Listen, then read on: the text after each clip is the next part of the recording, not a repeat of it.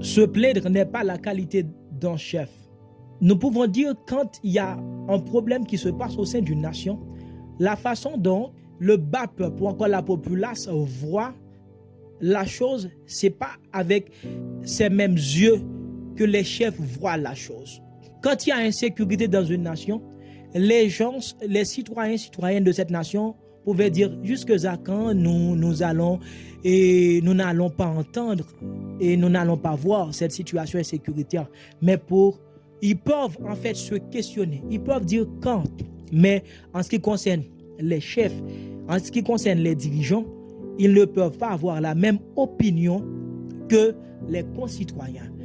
C'est-à-dire, puisqu'ils ont un pouvoir, une autorité, ils ont la capacité, ils ont un mandat par le biais des polices, par le biais d'une force armée, ils peuvent planifier, les chefs peuvent planifier et disent à partir de telle date, ok, il faut que cette spirale d'insécurité en fait finisse, s'achève dans ma nation, dans mon pays. Comme croyant, comme citoyen, ambassadeur, citoyenne, ambassadrice du royaume de Dieu, il y a un comportement qui n'est pas un bon comportement. Quel comportement? Souvent, quand les difficultés apparaissent, quand les problèmes apparaissent sur notre route pendant la marche avec Jésus, nous avons l'habitude de se plaindre. Dans le livre que Paul a écrit aux chrétiens de Colossiens, il leur invite, il leur exhorte à ne pas plaindre, mais à utiliser leur foi comme outil, comme capacité que le ciel leur a conféré en vue d'éteindre, la dimension, le feu encore qui apparaissent comme étant un problème. Nous avons vu en Matthieu chapitre 28, verset 18, Jésus-Christ disait: tout pouvoir m'a été donné dans le ciel et sur la terre. Jésus-Christ dit tout pouvoir m'a été donné. C'est-à-dire, si Jésus-Christ dit tout pouvoir m'a été donné, c'est quelqu'un qui l'a conféré, quelqu'un qui l'a donné ce pouvoir. Et n'oubliez pas, ce quelqu'un-là qui a donné, qui a conféré ce pouvoir à Jésus-Christ, ce quelqu'un-là est le Père de Jésus, et ce quelqu'un-là qui est Dieu, il est également notre Père. Tout ce qu'il a donné à Jésus et Jésus-Christ nous a fait trouver cette chose-là en partage. Et lis très bien Luc 10, 19. Je vous ai donné le pouvoir de marcher sur les scorpions, sur les aspics, sur tous les traits enflammés du malin, et rien ne pourra vous nuire. Aujourd'hui, nous sommes tellement embarrassés, nous sommes tellement nuits par des difficultés, par des problèmes, et parfois, devant ces problèmes-là qui sont tenus, qui sont élevés, qui sont érigés par devant nous, nous n'avons pas la posture, nous n'avons pas la conduite d'un chef, la conduite d'une autorité. Et sache, bien-aimé, sache, frère, sœur, nous sommes des autorités, nous sommes des chefs célestes. Si les autorités terrestres, par leur mandat que la population a conféré à eux-mêmes, eh bien, ils détiennent l'autorité pour faire exécuter quelque chose, pour établir la sécurité, la paix au sein de leur nation. Nous-mêmes, comme étant fils de Dieu, comme étant enfants de Dieu, nous avons reçu la puissance, nous avons reçu l'autorité. N'oubliez pas, Jésus-Christ parlait à ses apôtres, il leur disait: si vous aviez de la foi comme un grain de sénévé, nous dirions à cette montagne de déplacer, et la montagne serait tout à coup obéie. C'est-à-dire, Jésus-Christ par là a voulu nous dire que nous devons exercer notre foi. Et avec notre foi, mes bien-aimés, nous pouvons faire toute une multitude de choses. Nous pouvons faire une kyrielle de choses. Je suis venu pour vous dire, mes bien-aimés, comme étant chef, comme étant autorité, comme étant soldat, si on dit pouvoir, c'est-à-dire tu es capable, tu as la puissance, tu as l'énergie. Cette énergie, ce pouvoir, il n'émane pas de l'hérédité, mais il émane du ciel. Le ciel, en fait, Dieu qui nous a donné son Saint-Esprit afin de dominer.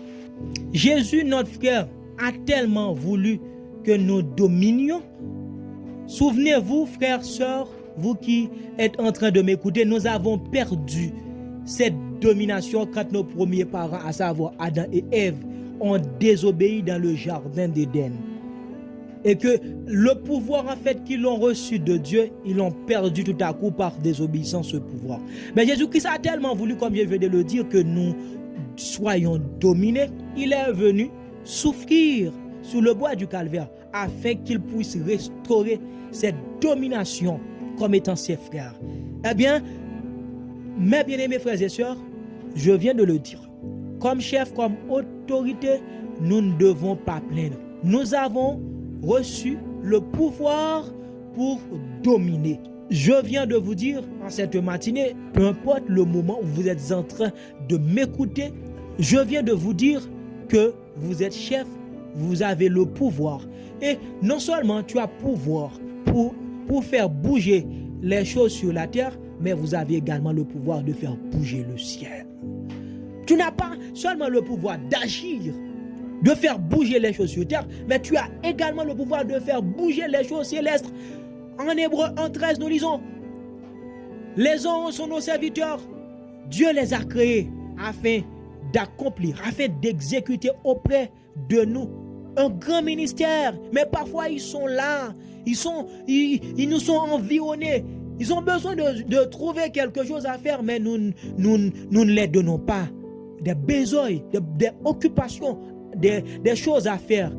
Eh bien, mais quand nous parlons, les anges obéissent. Souvenez-vous, quand Jésus-Christ était en face de la mer, il a parlé et la mer a calmé. Elle a calmé en fait. C'est comme nous devons parler comme Jésus-Christ a parlé. Quand les difficultés, quand les problèmes, quand les moments noirs arrivent, nous ne devons pas se plaindre. Et c'est une honte pour nous de se plaindre. Se plaindre n'est pas l'apanage des autorités. Il n'est pas l'apanage. Il ne doit pas être nos propres. Parce que nous sommes autorités. Nous avons le pouvoir. La populace, le bas peuple, ne peuvent pas parler, ne peuvent pas opiner comme un premier ministre, comme un ministre de justice, comme un chef du gouvernement. Les chefs, ils ont détenu le pouvoir de planifier et d'envoyer les forces de l'ordre d'aller exécuter afin de maintenir la sécurité, afin de restaurer la paix pour une population en panique. Eh bien, par devant les difficultés, par devant les problèmes, nous devons montrer au ciel certainement que nous sommes fils du bon Dieu. Comme étant fils du bon Dieu, nous devons agir comme Dieu agit. Dieu a parlé et que nous voyons de sa voix tonitruante. La montagne de Sinaï a été ébranlée à tel point, mes bien-aimés, et même les animaux ne peuvent pas oser toucher la montagne. Ils pourraient être consumés. Et les enfants d'Israël ont peur car ils ont vu la montagne qui est en train de secouer à haut niveau. Et de même, quand nous parlons, quand nous disons quelque chose, les anges sont là pour obéir, pour exécuter. Et si nous parlons et nous disons quelque chose, cela va accomplir. C'est le dessein de Dieu que les choses marchent très bien pour nous. Mais nous devons parler comme Dieu a parlé. En ce moment, je vais prier pour mon frère et ma soeur qui a l'art de se plaindre. L'art de se plaindre est son apanage. Je viens en ce moment pour prier pour ta personne. Seigneur, je te dis merci pour le pouvoir que tu as conféré, que tu as attribué à ma soeur et à mon frère. Merci parce que tu as restauré le pouvoir que nous avons perdu en Adam et que Christ, le second Adam, est venu pour nous restaurer ce pouvoir. Aide ma soeur, aide mon frère à pouvoir utiliser ce pouvoir à travers la foi que tu as fait consommer en nous, afin que le règne du gros puisse cesser dans le nom de Jésus et que nous marchions dans un monde corrompu, dans un monde taré, tout en dominant. Et voilà, et les gens, le monde diront certainement, ils sont fils du bon Dieu, elles sont filles du Dieu. C'est ainsi, nous le voulons, Seigneur Dieu, et nous te demandons d'accomplir cela et que le règne du gros puisse cesser encore en ton nom et nous disons Amen.